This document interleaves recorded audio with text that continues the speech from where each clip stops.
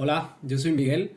Yo hoy voy a hacer algo que detesto, pero en fin, tengo que, porque lo prometido es deuda y pues hoy voy a compartirles cómo leo. Es algo que detesto porque me detesto hablar de mí mismo, pero bueno, esta plataforma pues básicamente consiste en eso. Y aquí están, son todas estas las libretas que tengo llenas así con mis apuntes. Son 3, 6, 7. Yo empecé a hacer esto desde 2016, 2017, pero voy a decirles tres cosas en este video. Primero, cómo leí, después ya entramos en materia, el método, cómo leo, y por último, cuáles son mis conclusiones al respecto, o cómo llegué a este método y para qué sirve leer teoría, o a mí, de qué me ha servido leer de esta forma. Primero, tenemos que llegar a este punto, a este libro, que es un clásico, pero en mi caso es una lectura fallida, porque, bueno, o sea, es El ser y tiempo de Martin Heidegger, en la que supuestamente es la peor traducción, que es la de José Gauss, y pues bueno, primero, como decía, tengo que decirles cómo leí o cómo llegué a la lectura o por qué me enamoré de leer para después llegar hasta 2015, en la época en la que yo estaba perdido en las calles de la Ciudad de México, vagando, leyendo El ser y el tiempo, porque, bueno, no sé, soy un bohemio romántico, por no decir simplemente que soy un idiota, pero bueno. Um, uh, yo empecé a leer cuando era niño y mis padres me dijeron que si leía un libro completo, me regalarían un juego de Xbox por cada libro que terminara. Y no sé si eso me lo cumplieron, pero sí despertaron mi gusto por la literatura y por la lectura. Recuerdo que tenía 6 7 años cuando leí eh, 20.000 leguas de viaje submarino de Julio Verne y Jules Verne. Y después, pues bueno, seguí leyendo hasta como la adolescencia. Yo recuerdo que en mi casa mi madre se había robado los libros de su padre y teníamos dos colecciones así de clásicos. La roja, en la que había la obra de Dante, bueno, la Divina Comedia, la Celestina, Shakespeare y, bueno, no recuerdo muy bien. Y de la otra colección era verde y eran los clásicos igual. Y estaba Platón, bueno, como la muerte y el nacimiento paradójico de la filosofía, es decir, la apología de Sócrates, Fedón, Fedro, el banquete, o sea, así Platón canónico, estaba Goethe, el Fausto, estaba Shakespeare otra vez, estaba...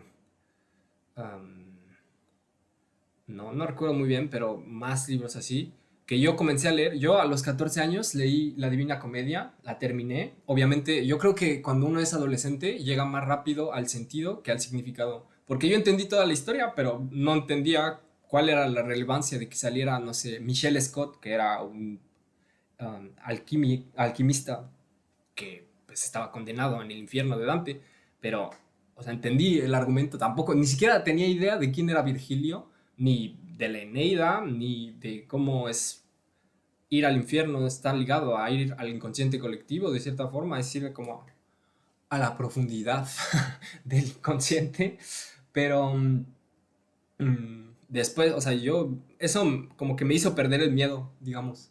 O sea, como que me di cuenta de que las lecturas me formaban, era ahí como que cobré conciencia de mi Bildung, de mi aesthetic education, de mi educación estética, porque yo recuerdo, igual por esos años leía, pues así a los clásicos mexicanos como Octavio Paz, como Carlos Fuentes, como Carlos Pellicer, como Javier Villaurrutia, los libros que estaban, pues una vez más, así cerca de mí.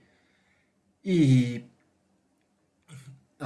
me acuerdo mucho que leyendo La región más transparente de Carlos Fuentes me di cuenta de que su sintaxis o digamos la cadencia con la que encadenaba los pensamientos Carlos Fuentes como que se me pegaba. Es decir, cuando yo creía o tenía la ilusión de pensar igual que como él narraba. Y eso, pues yo creo que sí me marcó. Después, como a los 17 18 pues descubrí así las dos Fs. Es decir, no fumar y follar, sino Faulkner y Flaubert. A Flaubert lo descubrí un poco después, pero a Faulkner lo descubrí porque leía esta cosa en Twitter, es decir, el Paris Review, y en esa época en la que no todo se monetizaba en la internet, pues pude acceder así a varias entrevistas de escritores como Mishima, como Manuel Puig, como Faulkner, que aparecieron en los números de El Paris Review. Y como había hablado de Faulkner con una profesora de inglés, ella me regaló en 2013, si no me equivoco, El sonido y la furia en inglés. Ya yo en esa época ya había terminado de estudiar como hasta el nivel como avanzado de inglés y después empecé a estudiar francés como a los, sí, como 15 16 años y al mismo tiempo pues ya leía como cosas en inglés. De hecho eso yo creo que ha de haber sido uno de los primeros libros que leí en inglés. Que, bueno, a mí siempre me han gustado las cosas difíciles, ¿no? Heidegger, Faulkner, así. em, yo no rehuyo así a los titanes. Y después habría solo una última escala antes de llegar ahí a 2015, que sería pues los beatniks, bueno, o sea, antes de entrar como a la carrera de letras francesas, pues sí descubrí a Burroughs principalmente. Igual pues seguía leyendo un poco más literatura mexicana o en español y un buen día, ya en la facultad, por, no sé, oídas. Yo no sabía en esa época que la libertad de cátedra era algo así que como que se propagaba, era como un virus, así, el virus de la Facultad de Filosofía y Letras lo inmortalizó el mejor amigo de Bolaño. Porque bueno, si Bolaño tiene la cosa esta, el libro, a dos manos, o a cuatro manos más bien, con AG Porta, y que se llama Consejos de un discípulo de Morrison a un fanático de Joyce, su mejor amigo, el mejor amigo de Bolaño, Mario Santiago, tenía igual una compilación de poemas que se llama, o que utiliza esa misma fórmula, solo que cambia los nombres. Se llama Consejos de un discípulo de Marx a un fanático de Heidegger. Esos dos polos es la libertad de cátedra en la Facultad de Filosofía y Letras, al menos cuando yo estudiaba ahí. O sea, había los cursos sobre Marx y los cursos sobre Heidegger. Y bueno, los cursos sobre los estructuralistas. Pero, o sea, yo no iba a la... Yo no formaba parte de la carrera de filosofía. Yo solo como de oídas o por los carteles de las ponencias, de las conferencias, de los seminarios, todas esas cosas que hay en las facultades, yo me enteraba de gente que pues, había estado en esas salas, como Bolívar Echeverría, por ejemplo, pero también, o sea, de teóricos que pues para ellos eran la base, ¿no? Como Walter Benjamin, por ejemplo. Y bueno, ya en esa época, por así haber escuchado hablar, sobre todo, bueno, yo creo que ha de haber sido así, de la mano de Derrida, que entendí que Hegel era muy complicado y que Heidegger también, que llegué a esta cosa. Y aquí fue que me di cuenta de que no me estaba funcionando la forma en la que yo leía teoría o filosofía. Yo creo que así de los primeros libros de filosofía, bueno, o sea, dejando de lado a Platón, que para mí Platón es más como un literato que como un filósofo, al menos en lo que respecta a sus escritos, porque, bueno, tiene mucho de narrativo lo que escribe. Y dejando de lado eso, yo creo que este sí ha haber sido de los primeros libros así de filosofía pura y dura que leí. o de teoría. Para la carrera, pues he de haber leído, no sé, cosas de Roland Barthes o de teoría literaria, Bakhtin o de ese tipo de cosas, como los formalistas rusos, Auerbach, así, cosas más canónicas. Pero, como decía, a mí siempre me ha molestado que me subestimen. Entonces dije, bueno, a ver, si esto es el libro más difícil de filosofía, pues lo voy a leer. Y lo leí, solo que me di cuenta de que, por eso está así, um, yo creía que solo iba a dejar marcas en las páginas que me parecían más importantes y todo el libro terminó marcado. Entonces dije, pues esto pues no funciona, o a mí no me funciona. Y sí, o sea, recuerdo el ser cabe y el ser en el mundo y el ser arrojado al mundo y toda la jerga de la autenticidad, lo que está vorhand, zweihand y esas cuestiones heideggerianas, pero el uno, que es ninguno, en tanto que puede ser cualquiera de la publicidad, etcétera. Solo que, pues, no podía trabajar con eso, o sea, no podía volver al texto y usarlo para algo más, es decir, para alguna disertación o algún trabajo, alguna investigación, una tesis, un memoir, una tesina, lo que sea. No me servía. Entonces, después, gracias a la insistencia de mis padres, que me regalaron estos cuadernos con hojas en blanco, pues empecé a anotar los textos y entonces ya, aquí volvemos, ya pasamos la transición. Eso era como mi historia con la literatura y con la lectura en general. Ahora pasamos a cómo leo hoy. Y es bastante sencillo. O sea, no hay secreto, ¿eh? No, eso de que les iba a enseñar cómo ser el Ogmandino de la lectura es mentira. Si alguien les dice como, les voy a dar el método infalible para comprender textos complejos, los está estafando. Y porque pues no hay más que esfuerzo y tiempo y así, dedicación, no podremos, mm, no sé, concebir algunos métodos para prestar más atención, concentrarse, pero no hay solución fácil. Las cosas, sobre todo cuando se trata de filosofía, tienen la complejidad que tienen porque pues hay matices, porque hilan muy fino, porque tienen matices que si uno prescinde de la complejidad, pues no comprende. Por ejemplo, hay filósofos que defienden, o pensadores que defienden la postura de la teoría del arte, ¿no? Y otros que defienden la estética. Así como hay semiólogos y semióticos, o gente que defiende la semiótica y gente que defiende la semiología. Igual, hay, no sé, gente que habla de la filosofía de la mente y gente que habla de la metafísica.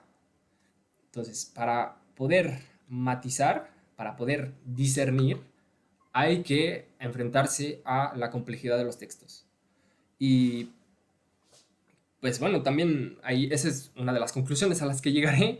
Para aprender a nadar, hay que aventarse a la alberca. O sea, porque si uno va a leer todas las tesinas, trabajos, artículos, ponencias sobre un autor que nos interesa antes de ponerse a escribir o antes de sacar algún argumento fundado sobre la obra de dicho autor, nunca vamos a escribir nada, nunca vamos a pensar por nosotros mismos.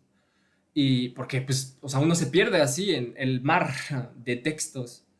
Y he pensado mucho igual como en esa metáfora, o sea, cómo perderse en una biblioteca, que sería una metáfora por demás borgiana, pero bueno, ya tal vez la explique después. Y primero vamos al método. El método, como decía, es sencillo. El código de colores es mnemotécnico, es decir, cada libro tiene un color en específico. Yo soy bastante obsesivo, también iba a olvidar decir eso. Yo en mi vida, así contados con los dedos de las manos, son los libros que no terminé. Son tres, si no recuerdo mal. fueron Germinal, perdón, Profesora Gloria, le mentí, no terminé de leer Germinal de Emile Zola, me quedé como a la mitad, la página 300. Tuve que ver la película de Depardieu porque pues ya no me dio tiempo para hacer el examen. Y otro de los libros fue El Palinuro de México, que empecé a leer, llegué al capítulo 8 y después ya no sé por qué no seguí. Encontré algo que hacer, de seguro alguien a quien frecuentar o que me distrajera lo suficiente como para que me olvidara de que estaba leyendo eso. Y bueno, la última de las cosas, antes de entrar a la carrera, cuando yo empezaba a leer francés, igual pude leer a Proust, porque como decía, a mí siempre me han gustado las cosas difíciles, o lo que la gente dice que es difícil. Y pues bueno, o sea, las 7000 páginas de Proust, pues sí que no las pude terminar. Leí las primeras dos partes, es decir, Du côté de chez Swann, al lado de Swann, o del lado de Swann, no sé cómo se llama en español. Y A l'ombre de jeunes filles en fleur, es decir, a la sombra de las jóvenes um, en flor. Y después leí pasajes así de Sodoma y Gomorra, pero no leí las 7 partes. Y pues bueno, antes sí me importaba como poder terminar, o pues sí, terminar como la busca del tiempo perdido, o en busca del tiempo perdido. Pero ahora me importa más leer los 5 pilares de ese Raymond Roussel chileno que se llama, bueno, o se hace llamar Juan Emar. En realidad se llamaba Álvaro Yáñez Bianchi, y lo comparan a Proust porque igual escribió más de 7000 páginas, pero pues no sé, me parece bastante injusta la comparación. Yo de Juan de Mar he leído 4 libros y todos me parecen mucho más cercanos a una poética proto o para surrealista o vanguardista, y para nada como modernista como es la consumación que representa la obra de Proust. Y bueno, ya ahí me desvié un poco. Eso para decir que cuando yo empiezo a leer algo, sobre todo cuando empiezo a copiarlo, pues lo acabo. O sea, yo no dejo los libros a medias, porque así soy. Y ya. Entonces, cuando empecé a copiar estos libros, decía, los voy a copiar de principio a fin. Evidentemente, no voy a copiar todo, porque pues, si quisiera copiar todo, en lugar de leer 20 libros de teoría al año, leería 2 o 10 o 5. O sea, sí, en el mejor de los casos 10, pero o sea, tampoco es cuestión de cantidad, sino de discernir. ¿Qué es discernir? El discernimiento es como la decoración de interior de la mente. Es decir, nos ayuda a saber dónde poner cada cosa. Y el discernimiento empieza con la lectura. Cuando dices, esto me sirve, esto no me sirve. Esto lo copio, esto no lo copio.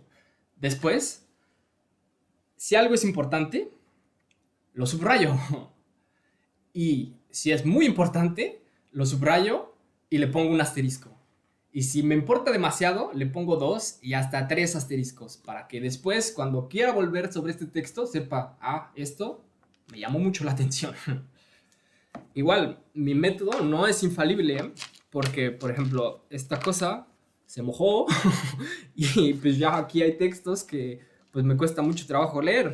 Igual, el único color que tiene un sentido es el negro, porque es para los textos que son más complicados, porque si de por sí un texto ya es complicado, pues leerlo en verde fosforescente me parecía aún más complicado. Entonces, por ejemplo, la fenomenología del espíritu está en negro. Igual, el ser y el acontecimiento está en negro. Diferencia y repetición está en negro. La escritura y la diferencia está en negro. O sea, textos que ya teóricamente requieren de mucha atención, los transcribo en negro para que al menos sea más fácil, más legible. Y bueno, tengo 5, ¿cómo decirlo? 5 símbolos que a mí me ayudan para resumir o, como decía, como estructurar así en mis notas una lectura más o menos um, armónica o más que armónica, completa, o sea, que no queden cabos sueltos. Entonces lo que hago es utilizar el símbolo igual, o sea, las dos rayas, para decir que como esto es sinónimo de esto. Y si no se parece tanto, o sea, es que no es igual, sino parecido, uso como el símbolo igual, que es como ondeado, o sea, como la olita. Y si algo contradice lo que acaba de decir el autor o está haciendo una diferencia con respecto de lo que ya dijo, pues pongo el símbolo de diferencia, así como la cruz tachada. Digo, el símbolo de igual tachado. Entonces, estos son tres. Luego, el cuarto es igual como el símbolo de igual, pero es como una flecha. Para mí, esa flecha quiere decir, esto nos lleva a, y me sirve bastante justamente para no copiarlo todo.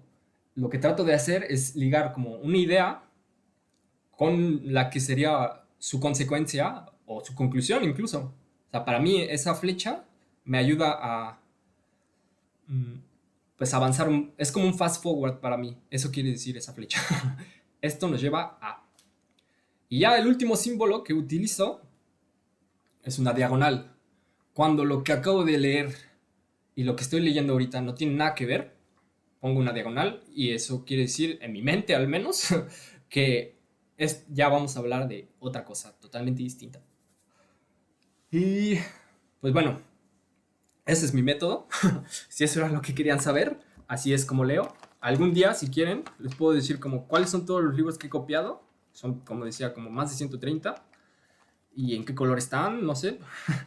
Igual, por ejemplo, este es muy bueno, este rojito es Los límites de la interpretación. Bueno, también ya, o sea, para llegar a Heidegger ya el mal ya estaba hecho, o sea, ya ahí yo ya estaba enfermo de literatura. Y después, o sea, ya una vez que inventé, o bueno, que me saqué así este método de la manga para copiar los libros, ya la vida monástica ya estaba en marcha, así para leer a la fenomenología del espíritu, recuerdo haber pasado así 8 horas diarias así en la facultad, bueno, en la biblioteca central de la UNAM, ahí en algún recóndito rincón de las salas de estudio, del piso 9 de la biblioteca, donde me solía poner así como en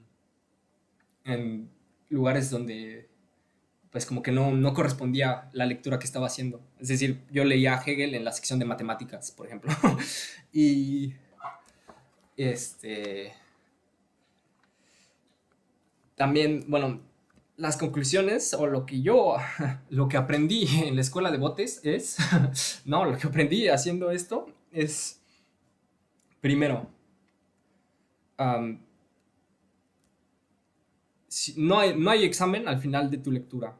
O sea, tú eres el que sabe para qué quieres usar esto, qué tanto rigor le quieres poner a la forma en la que estás leyendo, porque bueno, no es lo mismo estar preparando como un examen profesional a pues leer por gusto, como yo ahorita estoy aquí con este de Humberto Eco. Y um, si uno hace las cosas por obligación, las termina odiando. Es decir, o en otras palabras, hay que hacer las cosas porque uno quiere, porque es así como pues salen mejor. O sea, cuando uno tiene entusiasmo por lo que está haciendo, evidentemente pues al menos va a ponerle más dedicación. Y igual, como decía, bueno, no es recomendable lo que yo hice. Yo sé que yo soy un caso excepcional, que hay gente que pierde el seso o simplemente desiste al quererse poner aquí con titanes como Kant, Heidegger, Hegel y bueno, porque aquí, o sea, aquí les puedo mostrar cómo empecé. Así, el primer libro que copié, o bueno, la primera lectura que copié así tal cual en inglés es de Spivak, es Can the Subaltern Speak, es que puede hablar el subalterno. Después está Medio sin fin de Agamben, que eran como los textos que mis profesores me compartían, así en el Drive o lo que sea. También para eso me sirve esto, como para... O sea, yo de Deleuze, que es uno de mis autores favoritos, uno de mis filósofos favoritos, no tengo ni un libro. Todo lo que he leído de Deleuze lo encontré en línea. Entonces lo transcribía. Y bueno, después está Steiner en el castillo de Barbazú, sí, en el castillo de Barbazú. Luego Foucault, la arqueología del saber, que lo tenía mi hermano por alguna extraña razón. Y después Crítica y Clínica de Deleuze, que me parecería una muy buena introducción. Ahí hay ensayos súper bellos sobre como el de 4 fórmulas poéticas que podrían resumir la filosofía kantiana y de las 3 éticas de Spinoza. Eso es bellísimo, pero así de páginas realmente brillantes de Deleuze. Después está La vida líquida y aquí ya, como decía, aquí ya empieza la vida monástica. Está La crítica de la razón pura, que es este libro azul. Son como unas 15 páginas, yo creo. Y después ya la fenomenología de Hegel. Y pues así fue como pues yo me fui haciendo de una metodología o de, pues sí, una forma de trabajar, porque pues eso, o sea, es solo el tiempo y la transcripción en sí no ayuda, o bueno, no sé, yo no soy neurólogo ni experto en filosofía de la mente o esas cosas como de la cognición o no. Entonces, yo no sé si transcribir ayude a retener más. De lo que sí sirve es, o para lo que sí sirve es para prestar más atención en lo que pues uno está tratando de leer. Y pues ya, o sea, no, si uno quiere como adentrarse en algo, pues sí hay obras de mm, introducción o pues resúmenes, o más que resúmenes, yo diría como mm, explicaciones que ayudan a familiarizarse con los conceptos de un cierto autor o de un cierto filósofo, de un cierto teórico, y también pensarlo en su contexto o dentro de la obra concerniente, porque, pues bueno, decía Deleuze, por ejemplo, que o sea, los conceptos no pueden pensarse sin sus problemas. Es en, en griego la palabra para decir idea era la misma que para decir, o no, perdón, no idea, sino problema, era la misma para decir como enigma y obstáculo. Es decir, cuando uno plantea un problema, ya está planteando su solución, o al menos está intuyendo así, pues, cuál es el concepto que va de la mano de ese problema. Y bueno, yo insisto mucho en esto, de que pues, tiene que ser voluntario, tiene que haber un deseo de saber, porque tiene que haber una voluntad de saber, como diría Foucault, porque recuerdo que, bueno, es muy intensa la vida monástica, ¿eh? Recuerdo que ya más para acá, ya cuando estaba ya bien adentrado así en mis lecturas, había pasado 4 horas así igual sin comer. Bueno, yo no suelo desayunar, entonces pues solo había tomado café y llevaba así 4 horas leyendo el curso número 2 de Deleuze sobre Foucault, que es sobre el poder. Y no recuerdo si era en la introducción o en la primera clase, creo que era en la primera clase, pero ahí hubo una idea tan, pero tan potente que hasta me bajó la presión, ¿sabes? O sea, casi me desmayo ahí, o sea, de lo fuerte que fue eso que leí, que básicamente era la explicación o el resumen que hace Deleuze sobre la teoría sociológica de Gabriel Tarde. Y lo que dice es que todo se reduce a propagaciones de creencias y de deseo. Eso es en lo que yo creo, o bueno, eso es lo que a mí me hace creer que para que uno aprenda, tiene que querer aprender. Y, o también, o sea, tiene que compartir ese entusiasmo. O sea, los buenos profesores son los que hacen que te den ganas de leer, no los que te dicen, hay que leer esto para la próxima clase porque vamos a hacer un examen. Y si no pasas, has reprobado. O sea, pues eso qué. Una vez que, o sea, es igual, como decía Foucault, no, el diploma no significa nada más que para los que no lo tienen y ya. Pero, o sea, solo es como parte de un proceso y pues yo creo que cuando uno pues, se da cuenta de lo poco que sabe, pues tiene más ganas de conocer, ¿no? O sea, supongo que eso es a lo que se refería Nicolás de Cusa con eso de la docta ignorancia, ¿no? No, no creo que, a menos de que uno sea un pedante de lo peor, que pues sí, sí los hay, más en el ámbito de las humanidades, del arte y de la filosofía y de la literatura también, pero sí los hay, los pedantes, pero mucha gente, o sea, es imposible, o sea, por eso decía eso de que es como perderse en una biblioteca, porque pues sí, uno puede como hacerse de ciertos reparos, saber como a dónde ir o reconoce ciertos nombres, pero siempre termino, bueno, yo siempre termino yendo, cuando me pierdo así, me gusta ir con mi amigo Christoph, el alemán, así a la biblioteca estatal de no sé qué pueblo perdido de Alemania, pues sí me pierdo, pero siempre termino yendo al mismo lugar, es decir, a la sección de literatura y a la sección de filosofía, con otros libros que vienen de lados muy distintos, que están a veces en inglés, que están a veces en alemán, que están a veces en francés, en español, o sea, pero igual, o sea, es como un juego de espejos, porque a pesar de que esté perdido, siempre termino yendo al mismo lugar en la biblioteca. Pero bueno, o sea, esa es como una metáfora para decir que, um, pues no, no hay que, bueno, esa sería otra de mis conclusiones, sería, no hay que creer o hay que renunciar al método o al mito omniabarcante, totalizante, que nos hace o que nos da como ilusión la computación, o bueno, como los sistemas de información, las bases de datos nos hacen creer que todo está organizado así en datos justamente. Y pues no, o sea, el discernimiento, como decía, ayuda a uno a hacer esas matices. Entonces, a mí lo que me enseñó leer teoría fueron esas tres cosas, a discernir, a analizar y a especular. Es decir, a decir como dónde va cada cosa, después a ver cómo está construido algo y cómo podría ser mejorado, cómo podría ser criticado también, cuáles son sus virtudes, cuáles son sus defectos, y a plantear hipótesis o plantear preguntas. Eso es lo que se supone que la filosofía te tiene que, de lo que es capaz que te den ganas. Es decir, plantear preguntas. Eso es lo único que un buen filósofo tiene que hacer, plantear preguntas. Y, pues bueno, o sea, yo no me considero filósofo, pero sí me gusta leer filosofía.